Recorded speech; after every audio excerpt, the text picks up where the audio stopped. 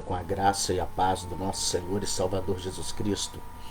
É com muito amor no coração, respeito por você, que sempre tem estado ligado conosco em nossas transmissões, que eu, pastor Isaías, fundador do Ministério Comunidade Evangélica Manancial de Bênçãos, entro na sua casa, na sua empresa e no seu local de trabalho, e talvez até mesmo no seu lazer, você que está tendo a disponibilidade, que talvez está passando uns dias mais tranquilo, talvez numa viagem, num sítio. Que Deus abençoe você onde você estiver, em nome de Jesus. Meus queridos, eu venho nessa manhã, da paz de Deus e vontade de Deus, deixar uma palavra reflexiva para todos nós nessa manhã. E eu quero, antes de entrar na mensagem, eu quero falar para você que a sexta-feira eu estarei dando um atendimento espiritual na nossa igreja, das 9 horas da manhã até as 11 horas. E depois, das 17 horas até as 19 horas, né? Na rua Vitar Maria de Oliveira, 310, bairro Progresso. Você que precisa de uma oração, você que precisa conversar com o pastor Isaías, eu estarei ali às 9 horas da manhã até as 11 horas e depois das 17 horas às 19 horas, amém? E eu quero também falar para você que no bairro Bandeirantes, né, amanhã, sexta-feira, o nosso irmão Diácono Alão Ilha estará ali na congregação, das 18 às 19 horas também, dando atendimento para você, orando por você, você que precisa, amém? Agora, quero te convidar para que no próximo domingo agora, né, por decreto municipal, as igrejas de fora podem ter culto apenas aos domingos. Então, domingo, às 8 horas da manhã, nós temos um culto muito abençoado de estudo bíblico, onde nós vamos estar ali recebendo a presença do missionário Tiago, né, um homem de Deus, que estará levando uma palavra de fé ali na nossa igreja, no domingo às 8 da manhã. E às 17 horas, né, às 17 horas nós estaremos ministrando a Santa Ceia do Senhor. Mais cedo, porque tem um toque de recolher, então tivemos que mudar o horário para que às 19 horas todo mundo já está liberado, ou antes, né? Para que vá para suas casas e não fique no meio da rua, tá bom? Meus queridos, a palavra que nesta manhã eu quero dividir com você, esse momento de reflexão, é apenas algo que eu quero compartilhar. Não estou aqui no intuito de te ensinar nada, apenas compartilhar o que Deus colocou em meu coração. Hoje, enquanto eu orava pela manhã, às 5:30 da manhã, de joelhos orando, clamando a Deus pela igreja, por Juiz de Fora, Deus começou a palestrar comigo, amém? E o Senhor me deu uma palavra, falou comigo num texto que eu tenho ministrado muito na minha vida, mas eu quero passar com você alguns minutos e tenho certeza que o Espírito Santo vai entrar na sua casa, que o Espírito Santo ele vai consolar teu coração. A palavra que Deus colocou no meu coração, bradou, está no livro do profeta messiânico, profeta Isaías, o capítulo de número 6, o versículo apenas de número 1, diz assim para mim e para você. No ano em que morreu o rei Uzias, eu vi ao Senhor assentado sobre um alto e sublime trono, e o seu séquito enchia o templo. No ano em que morreu o rei Uzias, eu vi ao Senhor assentado sobre um alto e sublime trono, e o seu séquito enchia o templo. Pois bem, quando nós falamos do rei Uzias, um rei que teve um reinado longínquo, um rei que prosperou muito enquanto ele andava com Deus, e um rei que acumulou riquezas e que levantou um grande exército. Um rei que era amado pelo povo porque ele era um ótimo governante. Era um rei que as pessoas tinham segurança no seu reinado, as pessoas não tinham dificuldade em fazer investimentos, porque sabia que o seu dinheiro, sabia que a área financeira do país estava segura. Mas, amados, como tudo na vida passa, o rei Uzias, um bom rei, um rei amado pela população, pela sociedade. Isaías, ele era conselheiro de Uzias, tinha muitas regalias no palácio, até porque a linhagem de Isaías, talvez, foi o único profeta de sangue azul, que veio de uma linhagem, né, sacerdotal e de uma linhagem de um povo que tinha um bom relacionamento financeiro. Mas Isaías, até o capítulo 6, todos nós sabemos que a mensagem dele é uma, e depois do capítulo 6, a mensagem de Isaías ela toma uma dimensão muito maior, por causa do encontro que ele teve com o Senhor. Mas a vida de Isaías muda no meio de uma tragédia. No meio de uma tragédia, o que você vê numa tragédia, como você encara uma tragédia, ela pode ser determinante para o seu sucesso ou para o seu fracasso. A Bíblia diz para nós que no ano em que morreu o rei Uzias, o homem do qual o profeta era um conselheiro, era um amigo, estava sempre junto com ele, tinha toda a liberdade no palácio, e esse rei morre. E quando esse rei morre, ficam muitas perguntas. E agora? Será que quem suceder Uzias vai ser um rei tão bom? Será que quem suceder Uzias vai zelar pelas finanças do país? Ou será que nós vamos ter perdas financeiras? Ou será que esse rei será truculento? Ou será que esse rei não vai zelar pela espiritualidade? Muitos pensamentos passavam pela cabeça do povo, mas Isaías, ele tem uma depressão, ele tem um momento, uma crise, que era só dele. Algumas coisas que não se enquadravam na vida de outras pessoas, porque ele era o profeta avisado da época. Ele era o profeta levantado por Deus naquela época. A Bíblia diz que Isaías, no meio de uma grande crise de identidade, ele entra no templo.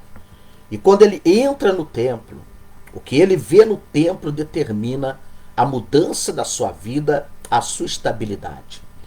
Na hora que ele entra no templo, seu coração quebrantado, na hora que ele entra no templo, dependente de Deus, querendo de certa forma encontrar uma solução, porque tudo que passava no seu coração era desistir, era parar, por causa da tragédia que assolou Jerusalém, na perda do seu monarca, de um homem querido. Mas quando Isaías entra no templo, ele vê o que ele nunca viu. Ele vê o trono de Deus. Ele vê o Senhor assentado sobre um alto e sublime trono. Aquele templo de pedra onde ele estava foi invadido por uma glória tamanha. E ele viu serafins, seres que ardem em fogo. Ele pôde contemplar o trono da glória de Deus. Ele pôde olhar para as coisas que ele nunca viu. Ele pôde ver, ele pôde ter uma experiência que ele nunca teve. Amados, no meio das tragédias da nossa vida, aquilo que a gente vê, aquilo que a gente pensar, de positivo ou de negativo, vai ser determinante para a nossa vida. No meio de tragédias como as que nós estamos vendo, pessoas estão perdendo as suas empresas, pessoas estão perdendo seus entes queridos, há uma instabilidade na nossa nação, há uma incerteza na nossa nação, aonde políticos renomados estão abandonando seus cargos, aonde homens que deveriam zelar pela segurança, pela confiança da nação, estão entregando seus cargos porque esses homens estão lidando com algo particular, estão lidando com algo que eles não estão tendo condições de lidar, não estão tendo cabeça para poder assimilar o que está acontecendo, porque aprendi uma coisa: se Deus não estiver no controle da vida de um homem, esse homem, meus queridos, ele vai meter o pé pelas mãos. Desistir é muito fácil, parar é muito fácil, mas quando nós temos uma visão de Deus, quando você olha e vê Deus operar, o poder de Deus, quando você é impactado pela glória de Deus, pela presença de Deus, tudo muda na nossa vida. Isaías teve uma experiência extraordinária com Deus, e a partir daquele momento Isaías abre a boca para pedir perdão. Ele não pede perdão à toa, ele pede perdão porque ele sabia da sua conduta. Amados, quando eu olho para esta palavra, eu só quero dizer algo para você. Comece a olhar para as crises da sua vida com os olhos da fé.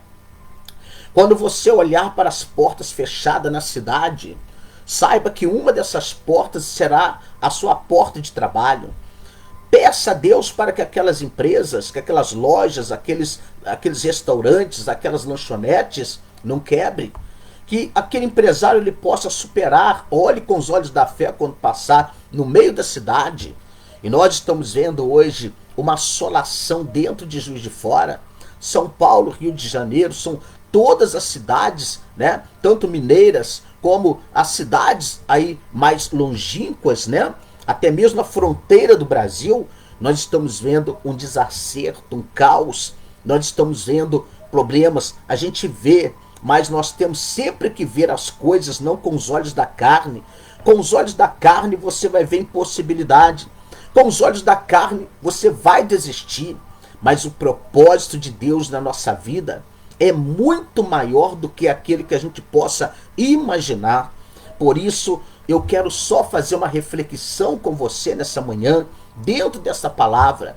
Isaías, no meio da crise que estava vivendo em Jerusalém, no meio da incerteza, ele vê a glória de Deus. Meus amados, olhe para a tua empresa e veja a glória de Deus sobre a tua empresa. Veja uma mudança sobre essa empresa, sobre o seu local de trabalho, sobre a tua casa. Talvez você está tão amedrontado pensando, Senhor, será que o meu marido será contaminado com o coronavírus? Será que a minha esposa que anda tão doente? Será que o meu filho que está tão doente todo dia? Você olha para essa pessoa, ela não pode dar um espirro, que logo você fala, meu Deus, será que já é a doença? Não. Olhe para sua casa, olhe para essa pessoa que está enferma e diga, o sangue de Jesus está sobre a minha família, está sobre a minha casa. Eu não estou dizendo que você está isento de todas essas coisas, mas Deus pode colocar a mão. Você pode passar por essa crise sem ser atingido por esse mal, sem ter uma perda. E quando talvez você que está chorando, porque nós sabemos que milhares de pessoas estão morrendo em todo o Brasil, em todo o mundo, olha para essa situação e diga, Senhor, o Senhor dá, o Senhor tira, bendito é o nome do Senhor. Peça a Deus para consolar teu coração e Deus vai consolar o teu coração, porque eu quero dizer para você uma coisa, o projeto de Deus sempre será maior do que o meu projeto, do que o seu projeto. Meus queridos, preste bem atenção numa coisa. Salomão, quando começa a reinar, é agora que eu quero que você abra teu coração, teus ouvidos.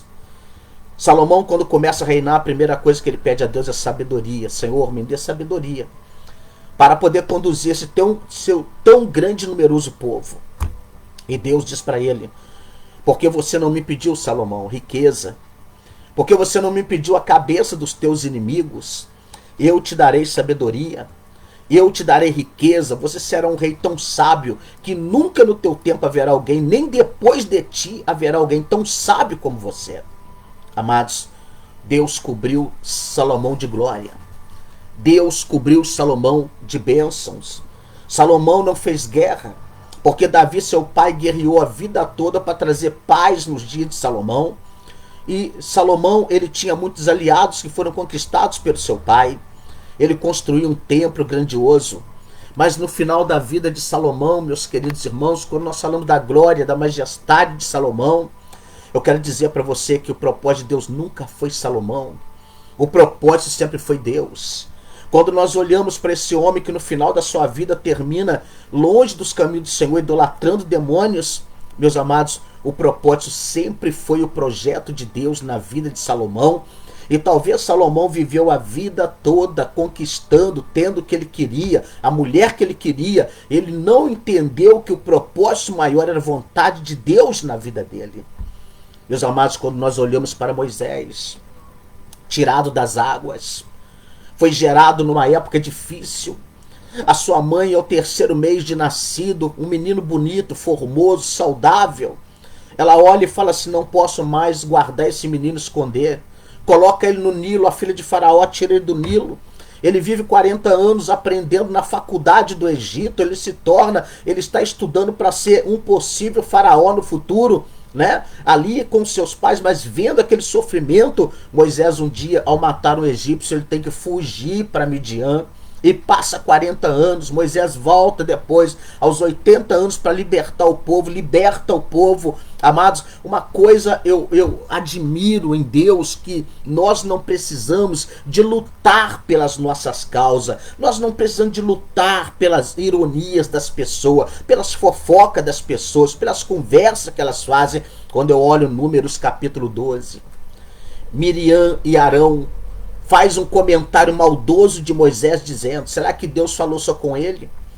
Para ele ter tomado essa mulher cuxita? Será que também Deus não vai falar com a gente, não pode falar com a gente? E aí o Senhor então chama os dois e fala para os dois, para Arão, chama Moisés junto, chama Miriam e diz: olha, porquanto vocês não temeram falar do meu servo Moisés, porque com Moisés eu não falo por figuras, eu não falo como falo com vocês, com Moisés eu falo face a face, ele contempla a glória do Senhor. Moisés era um homem que tinha uma intimidade com Deus tremenda, mas Moisés também cometeu falhas, e Moisés não entra na terra prometida caminhando ali entre os israelitas, não entra. O Senhor tira a vida de Moisés num lugar que até hoje o diabo está tentando descobrir aonde é a sepultura de Moisés. Sabe por quê? O propósito nunca foi Moisés.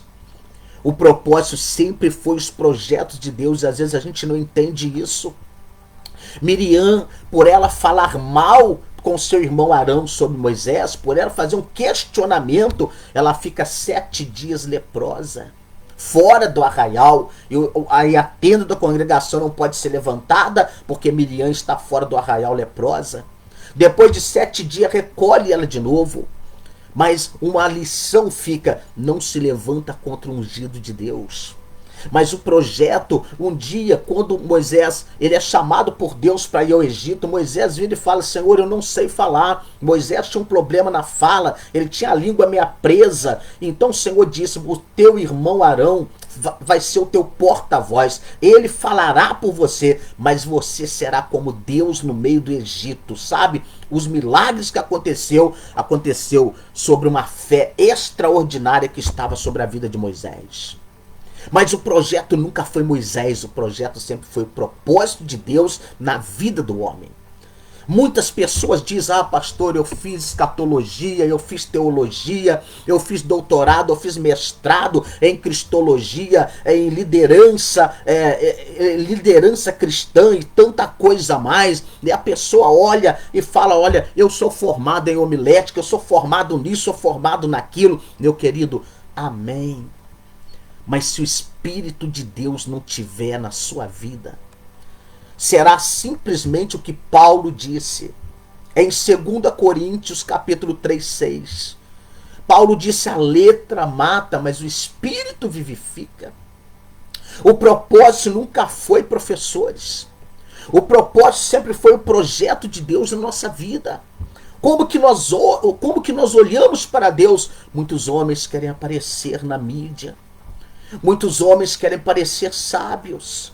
E muitas das vezes ignora o poder e a eficácia da palavra de Deus transformadora na vida das pessoas.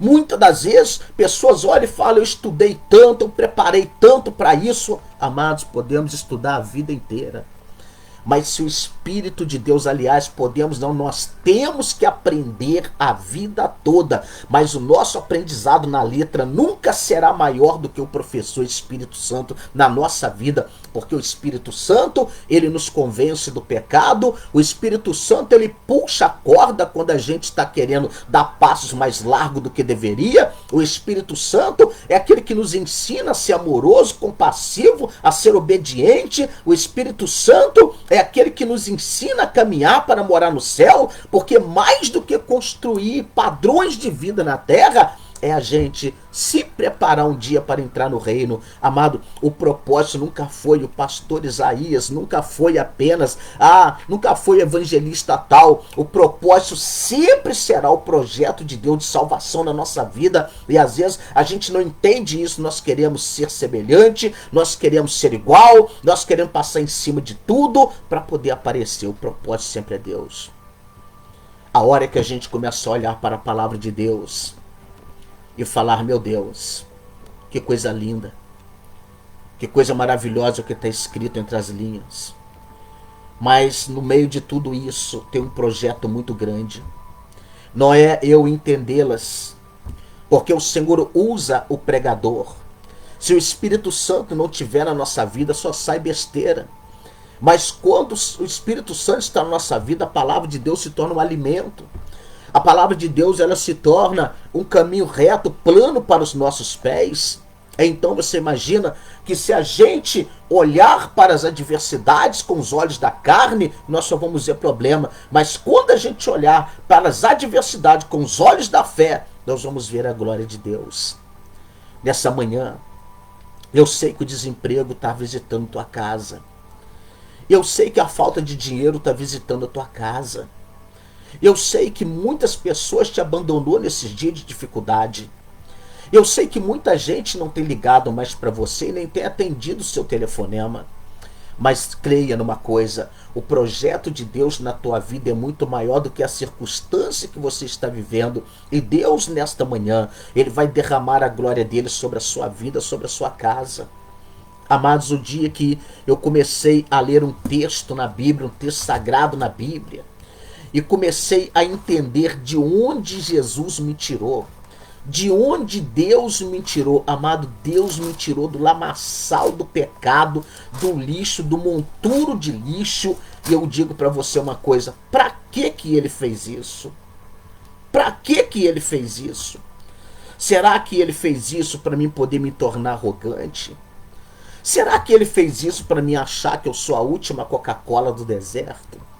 Será que ele me tirou da miséria, da humilhação, da bebedeira, dos vícios? Será que ele me tirou de tudo isso para mim querer ser um arrogante, um prepotente na igreja, querer ser o primeiro em tudo, querer ser o melhor em tudo? Não.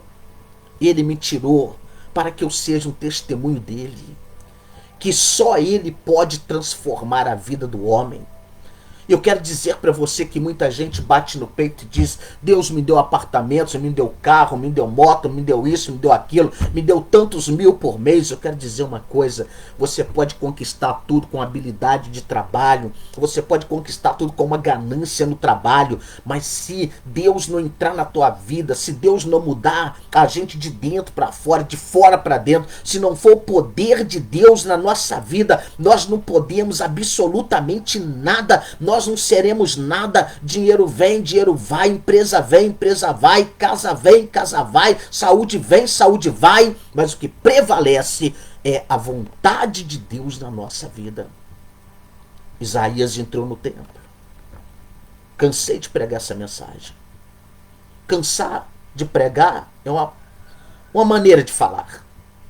Cansei de pregar essa mensagem. Ele entrou desmotivado no templo, mas ele saiu de lá motivado. Motivado a não parar, motivado a continuar. Nessa manhã, Deus quer que você olhe para as circunstâncias da sua vida. Vai para o joelho. Vai para o joelho. Vamos orar ao Senhor. Vamos gastar tempo com o Senhor. Olha, tem tanta gente em casa, né, que a empresa está fechada, você foi mandado para casa, você não está trabalhando, você está, né, na sua casa, aí isolado na sua casa. Ah, você tem tempo para isso. Faça uma coisa que você não faz há tanto tempo. Vai para o teu quarto. Coloca ali um louvor bem espiritual. Espiritual, nem melancólico não. E nem romântico não. Coloque um louvor espiritual. Dobra teu joelho. E ore a Deus. E só se levanta. Ah, eu vou usar um termo que Billy Graham usava. Billy Graham disse: quando você dobrar o seu joelho, ore, ore, ore, ore. Ore tanto e só se levante do chão quando você estiver se sentindo íntimo de Deus. Vou fazer isso hoje. E você vai ver a glória de Deus descer sobre a sua casa. O que mantém a gente de pé é a glória. O que fecha a nossa boca para besteira é a glória. Falaram para mim outro dia, falou: pastor, como é que o senhor lida com a ironia? Falei: amado, quando alguém ironiza alguma coisa a meu respeito, eu apenas sei de uma coisa. Aquelas pessoas que dizem que nos ama, que está junto, e de vez em quando fala alguma coisa, escreve alguma coisa, faz alguma coisa com ironia, essa pessoa só está expondo aquilo que ela acha que ela consegue esconder. Ela só está expondo aquilo que ela acha que consegue esconder. Sabe, eu não me fiz pastor, não me fizeram pastor. Eu sou um homem vocacionado por Deus, que aprendi a lidar com almas no campo de batalha, não dentro de sala de aula. Eu já passei por todas as batalhas e guerras da vida, por lutas, e foi Deus que me manteve de pé, não é a minha habilidade, não é o meu jeito, não é porque eu sou sábio demais, não, é porque Deus me dá um pão para cada dia. Eu quero dizer uma coisa, eu falo com as pessoas, eu amo o irônico, porque toda vez ele não consegue mentir por muito tempo. Logo, logo a maldade que está no coração expõe, é como se fosse um hálito que está saindo pelas narinas, pelas entranhas. Muitas das vezes é um ar que está se esvairindo e a pessoa consegue muitas das vezes expressar isso falando, consegue expressar isso nas redes sociais, consegue expressar isso na distância, no distanciamento, na rejeição, quando muitas vezes se afasta. Então essas pessoas acabam expondo pra gente de uma forma muito natural, sem elas entender que na verdade não são amigos, não são alguém que realmente está comprometido. São apenas pessoas que, por algum motivo, se aproximam. A ironia. A ironia é apenas uma forma de o derrotado expressar as suas fraquezas. Eu muitas das vezes eu oro a Deus e peço porque nessa caminhada de quase 25 anos com Deus, quase 25 anos que Deus está me suportando, que Deus está me levantando, que Deus está me amparando, está me sacudindo, está falando comigo, meu filho. Eu tenho algo contigo. Agora é maior do que a sua vontade, maior do que o seu desejo, maior do que as suas conquistas, é o meu propósito na sua vida. Eu entendi isso. O dia que Deus mostrou o barraco de onde ele me manteve, ele cuidou de mim onde eu nasci, aonde eu vivi até os 7 anos de idade. Sabe, muitas das vezes nas cachaças, perdido nas madrugadas, e Deus me leva lá atrás para mostrar quem eu era e o que ele está fazendo, o que ele fez de mim. E ele não fez nada na minha vida para mim achar que eu sou alguma coisa, que eu tenho toda autoridade, que eu tenho poder, que eu sou isso, que eu sou aquilo. Não, ele me levantou, ele me mostra, apenas para dizer uma coisa, só eu, Jesus, posso fazer isso na vida de um ser humano. E eu agradeço a Deus. Eu quero pedir a Deus que nessa manhã, quando você dobrar o seu joelho, ou na parte da tarde, ou na parte da noite, eu não sei qual será o melhor momento para você, mas eu quero pedir a você que você sinta a glória de Deus invadir o teu quarto, a tua casa.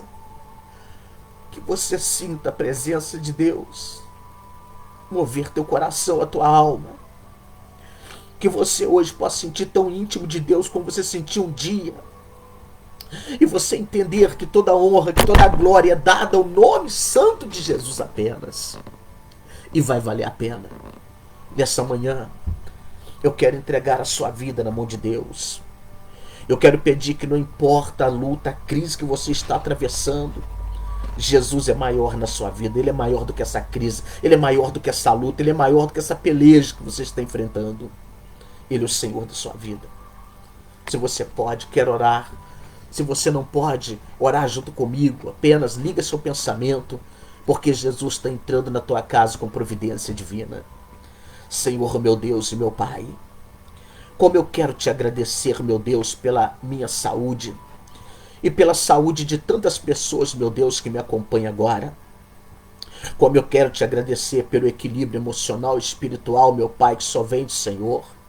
Na minha vida e na vida de tantas pessoas, meu Pai, que têm estado firmes contigo, que tem feito, meu Deus, valer a pena, meu Pai. Ah, Senhor, aquele dia que o Senhor a resgatou, que ela passou pelas águas, confessou o Senhor como Senhor e Salvador da nossa vida, meu Pai. Eu quero, Senhor, entregar em tuas mãos esse pai de família que está, meu Pai, desorientado, que está, meu Pai eterno, passando pelos maiores apertos, essa mãe que cria tantos filhos sozinhas, meu Pai.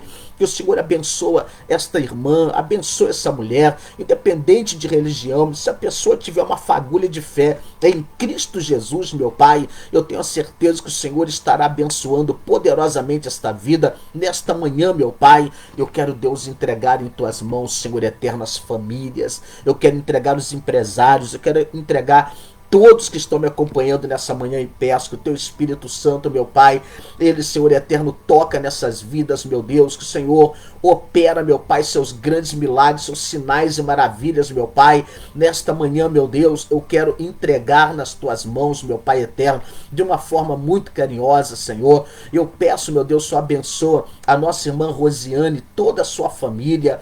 Toma, meu Deus, a vida da nossa irmã Eliane, toda a sua casa. Eu oro, meu Pai, pela vida da nossa irmã Magna Rodrigues e toda a sua família. Eu peço pela vida do Alan Willi e da Cátia Regina, meu Pai, toda a sua casa. Eu peço, meu Deus, pela vida da pastora Conceição e toda a família, meu Pai. Eu oro, Senhor, pela vida da nossa irmã Rita Terra, meu Pai, toda a sua casa. Eu oro, Senhor, pela Samanta, meu Pai. Eu peço pela Nailê, por toda a família, meu Pai eterno. Ah, Senhor, abençoa a tua filha. Toma, Senhor, em tuas mãos, meu Pai, todos aqueles que nesta manhã estão entregando sua vida, seus projetos na tua mão, Pai. O Senhor possa abençoá-los ricamente, abrir as portas, meu Pai. Senhor, o ano passado, quando estava no auge da pandemia, como que o Senhor abençoou pessoas, meu Deus, ali nos nossos cultos, meu Pai. Portas abertas, bênçãos financeiras, Senhor, estabilidade, meu Pai. Famílias resgatadas, meu Pai. Eu quero, Deus, entregar em tuas mãos e peço que nesta manhã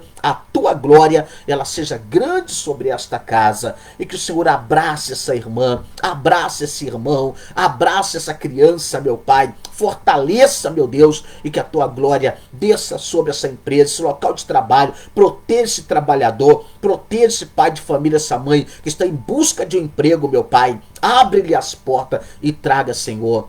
Ah, Senhor eterno, supra as suas necessidades em nome de Jesus. Nesta manhã, eu quero pedir a você, olhe para as circunstâncias da vida com olhos de fé e o Senhor mostrará a sua glória, te abençoando rica e poderosamente. Amados, pastor Isaías vai ficando por aqui com mais um momento de fé. Tenha a todos um ótimo dia, com a graça do Pai, do Filho e do Divino Espírito Santo. Amém e graças a Deus.